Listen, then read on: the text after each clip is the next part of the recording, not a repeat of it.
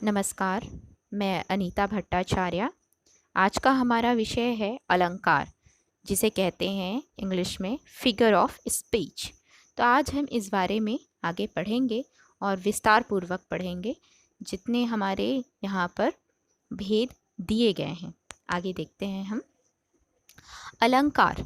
अलंकार क्या है? अलंकार का अर्थ क्या है? आभूषण। अलंकार का अर्थ होता है आभूषण, यानी कि गहना। जिस प्रकार से स्त्री धारण करती है आभूषण, उसी प्रकार से शब्दों में, कविताओं में आभूषण का प्रयोग किया जाता है। तो वह आभूषण हमारे शब्दों का है, उसे हम अलंकार कहते हैं। तो इसकी परिभाषा कुछ इस प्रकार है। आभूषण का प्रयोग शरीर की शोभा बढ़ाने के लिए किया जाता है, तो अलंकारों का प्रयोग कविता की शोभा बढ़ाने के लिए किया जाता है।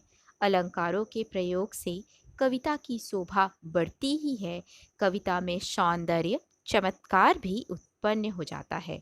जैसे कोमल कलाप कोकिल कामिनी कूकती थी, इस पंक्ति में क वर्ण का प्रयोग बार बार किया गया है। इसे कविता की युक्ति में चमत्कार उत्पन्न हो गया है। अतः काव्य के सौंदर्य में वृद्धि में सहायक साधनों को अलंकार कहते हैं। अब हम आगे पढ़ेंगे अलंकार के भेद।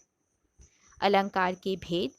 अलंकार के भेद दो प्रकार के होते हैं। सबसे पहला अलंकार है शब्दालंकार और अर्थालंकार। पहले हम शब्दालंकार की परिभाषा पढ़ेंगे।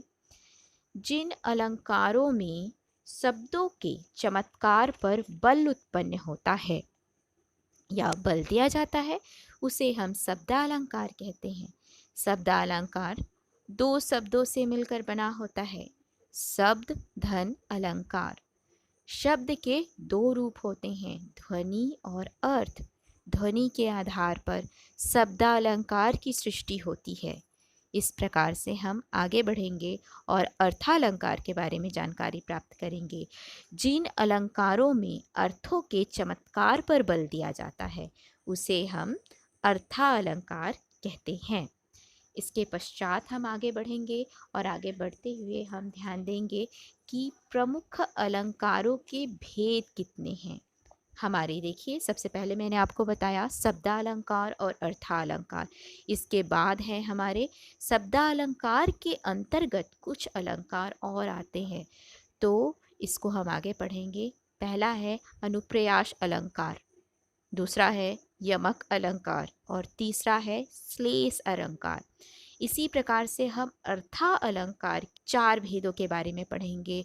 सबसे पहला है उपमा अलंकार, इसके पश्चात है रूपक अलंकार, इसके पश्चात है उत्प्रेक्षक अलंकार, अतिशयोक्ति अलंकार।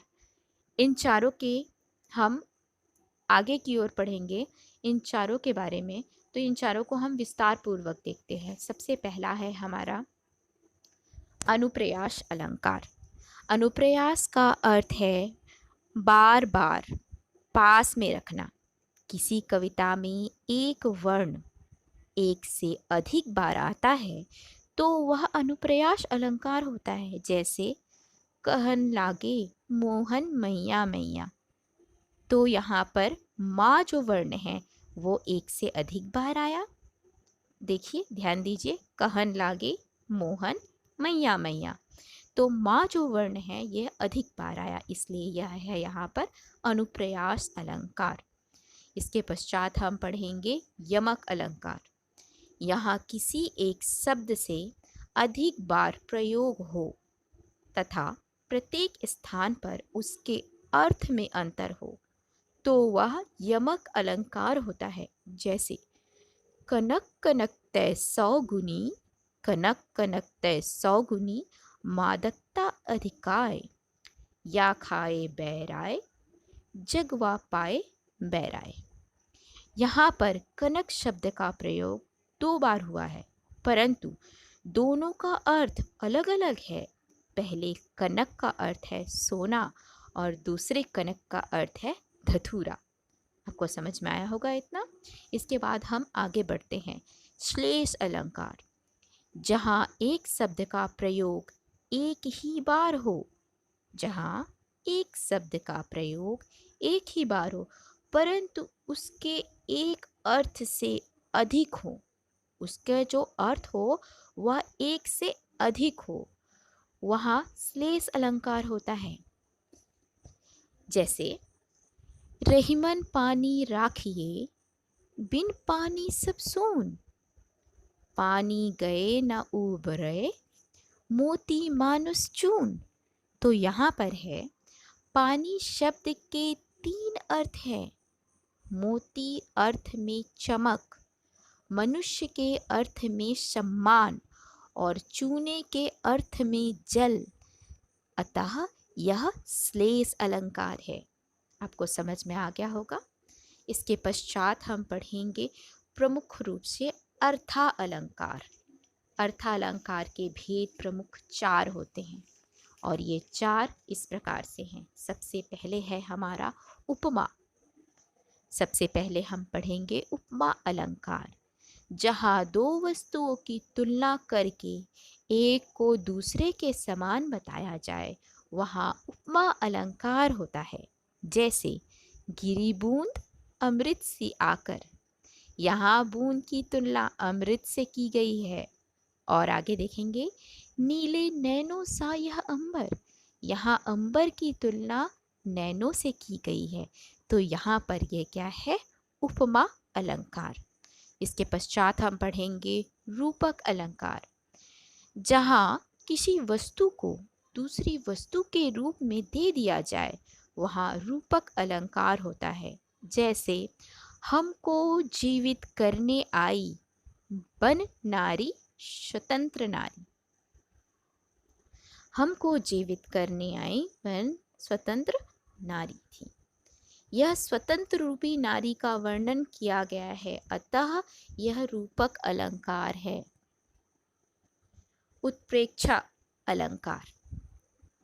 जहाँ उपमेय में उपमान की संभावना, जहाँ उपमेय में उपमान की संभावना या कल्पना की जाए वहाँ उत्प्रेक्षा अलंकार होता है। मानो देखिए पहले मनो, मानो, मनु, मनहु, जानो, जनु, जनहु, ज्यों आदि इसके बोधक शब्द होते हैं। जैसे आगे देखेंगे हम कविता के रूप में, ले चला मैं तुझे कनक, ज्यों भिक्षुक ले स्वर्ण झनक। यहाँ पर उत्प्रेक्षक अलंकार है। अतिशयोक्ति अलंकार। जहाँ किसी वस्तु, पदार्थ अथवा कथन का वर्णन लोक सीमा से बढ़ा चढ़ाकर प्रस्तुत किया जाए वहाँ अतिशयोक्ति अलंकार होती है। जहाँ किसी वस्तु, पदार्थ अथवा कथन का वर्णन लोक सीमा से बहुत बढ़ा चढ़ाकर प्रस्तुत किया जाता है वहाँ अतिशयोक्ति अलंकार होती है। जैसे आगे नदियाँ पड़ी अपार, घोड़ा कैसे उतरे पार। राणा ने सोचा इस पार, तब तक चेतक था उस पार। महाराणा प्रताप अभी भी सोच रहे थे कि घोड़ा नदी के पार हो गया। यह अर्थात यहाँ पर असंभव था। इसी प्रकार से यहाँ पर मैंने आप लोगों को जो अलंकार के बारे में समझाया, आशा करती हूँ आपको समझ में आया होगा। धन्यवाद।